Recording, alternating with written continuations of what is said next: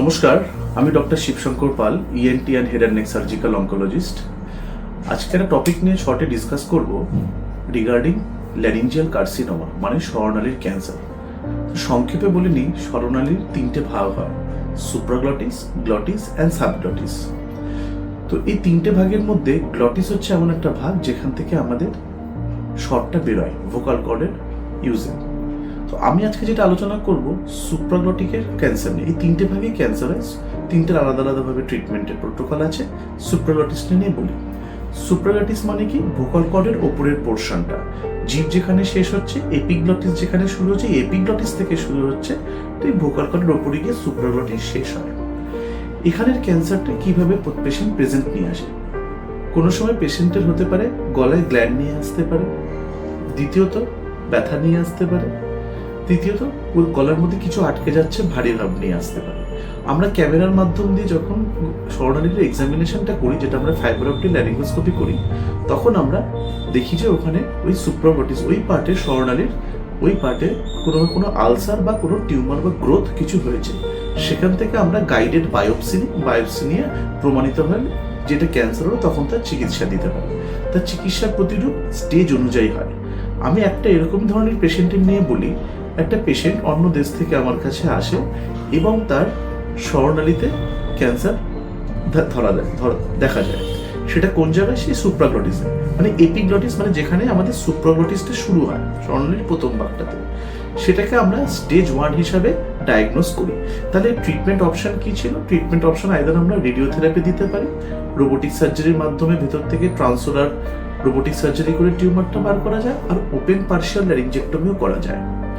কিন্তু পেশেন্ট কোনোভাবে রেডিওথেরাপির জন্য রাজি হচ্ছিল না, কারণ তার প্রতিবেশীর একজন রেডিওথেরাপিতে যে কমপ্লিকেশনসগুলো হয়েছে, যেরকম মুখটা পুড়ে যাওয়া, মুখে ছালা হওয়া, মুখের কালারগুলো, স্কিনের চেঞ্জেস হয়ে যাওয়া, এই ভয়টার জন্য ও বললাম স্যার আমি রেডিওথেরাপি করবো না।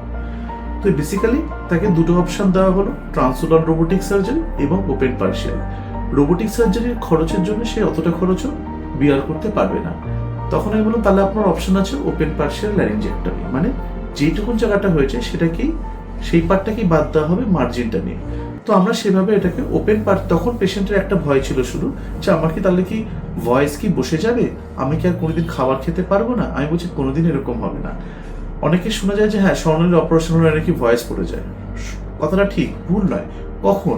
সেটা যদি পুরো ল্যারিংসটা অপারেশনে বাদ দেওয়া হলো, বা ভোকাল কর্ড, যেটা গ্লটিসের টিউমার হলো এবং অনেক বড় টিউমার, রেডিওথেরাপি পর পুরো ভয়েস বসে গেল, সেগুলোর ক্ষেত্রে ভয়েসটা টোটালি চেঞ্জ হয়ে যায়।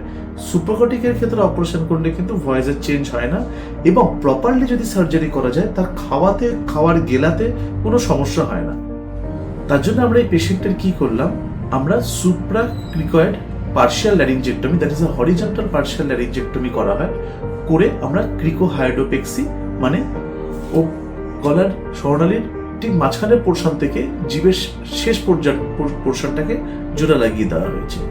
এতে কি হলো, পেশেন্টের গিলতেও অসুবিধা হবে না, পেশেন্টের ভয়েসও প্রিজার্ভ থাকবে। তা আমার এই অপারেটিভ ভিডিওতেও বুঝতে পারবেন যে পেশেন্টটার স্বরনালীতে ক্যান্সার ছিল, তার অপারেশন হয়ে যাওয়ার পরেও সে 1 মাস 1.5 মাস পরেও সুন্দর কথা বলতে পারছে, টিউবটা নিয়েও, যেটা আমরা ট্র্যাকিওস্টোমি টিউব বলি। 6 সপ্তাহের মাথায় টিউবটা সরিয়ে দেওয়ার পরে সে টিউবের ছাড়াই কথা বলতে পারছে, শ্বাস প্রশ্বাসে কোনো অসুবিধা নেই। এবং অনেক জায়গায় বলে নাকি এই পেশেন্টের খাওয়ার হ্যাবিট ঠিক হতে হতে, খাওয়ার গিলতে হয়তো 4 মাস 5 মাস সময় হয়ে যায়। কিন্তু পেশেন্টটিকে দেখবেন যে 6-7 সপ্তাহের মাথায় শুধু গলা ভাত নয়, চিকেন রাইস ডায়েট খেতে পারছে।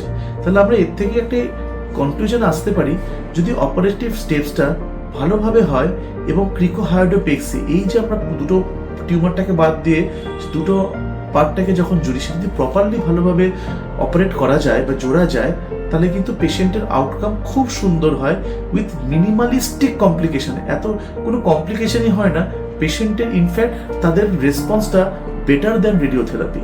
তো is a known case of squamous cell carcinoma supraglottis involving the entire epiglottis.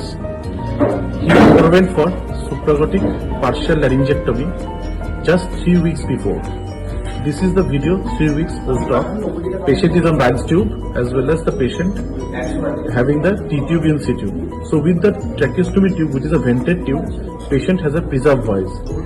1 2 3 বলুন। 1 2 3 ওটা দিয়ে হ্যাঁ চেপে বলুন। 1 2 3 So the voice is well preserved in supraglottic partial line. 2 weeks post-op, we are allowing the patient to have liquids with Ryle's tube in situ, though tracheostomy tube is also in situ.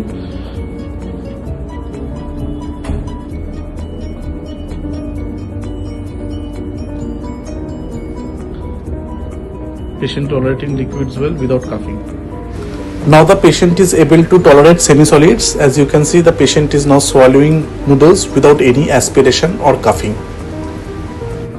Following 2 weeks of having semi-solids, now the patient is having solid chicken rice diet and able to swallow properly without any signs of aspiration or coughing while deglutition. ভাবে দেখতে পাচ্ছেন যে স্বরনালীর উপরের portion সুপ্রাগ্লটিসে যদি কোনো cancer হয়, surgery থেকে ভয় পাবেন না। সার্জারির result is very very promising than other treatment protocols. নমস্কার।